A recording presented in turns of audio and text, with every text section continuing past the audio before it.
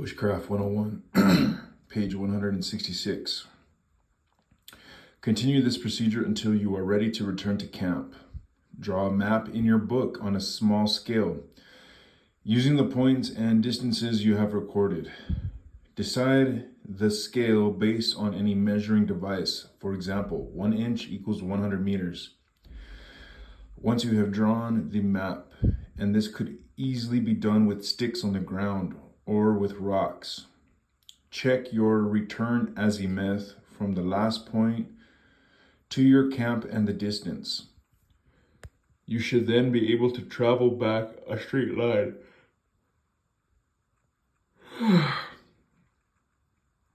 If you have camped along a creek or water source, you have a ready-made backstop. Figuring daylight hours. There will be times when you want to know how much daylight you have left. It is prudent to set camp at least 2 hours before sunset in the summer and 4 hours in the winter, because of supplies needed for a comfortable night, such as wood.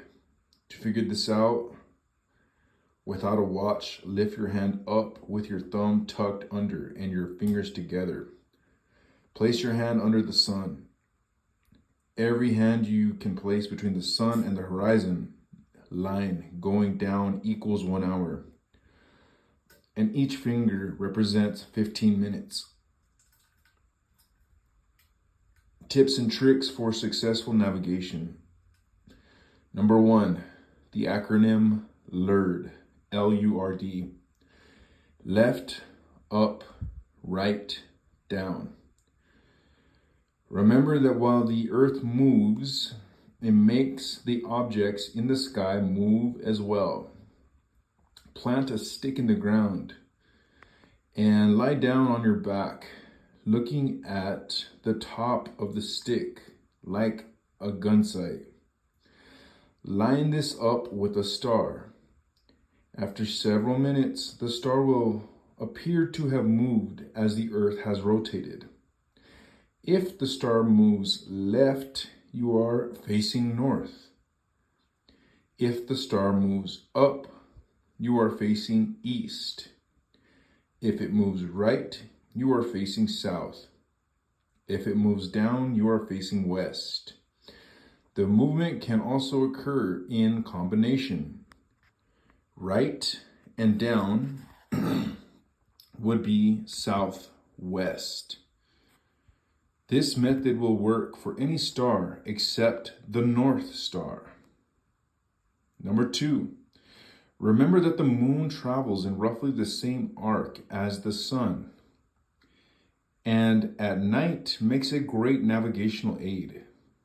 It rises in the east and sets in the west, with its zenith hours of 10 p.m. to 2 a.m. being in a southerly direction when you are looking at the moon. Number 3, a crescent moon can be used to easily find a southern direction in the northern hemisphere. An imaginary line drawn from the top crescent to the bottom of the crescent and to the horizon will indicate a southerly direction. Number 4, when traveling, it is always a good idea to look back at where you have been. On the return route, things will look more familiar if you have seen them from the angle before. Number 5, when using any method of navigation to get general direction other than a compass, check at least 3 methods for verification. End of page.